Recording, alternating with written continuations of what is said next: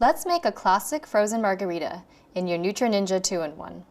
Place the processor blade in the bowl and add frozen limeade,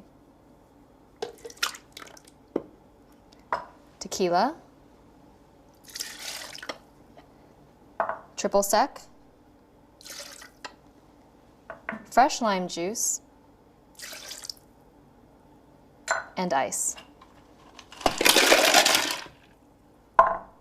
Secure your geared lid on top, and then your power pod. We'll hold the pulse button down and blend until smooth.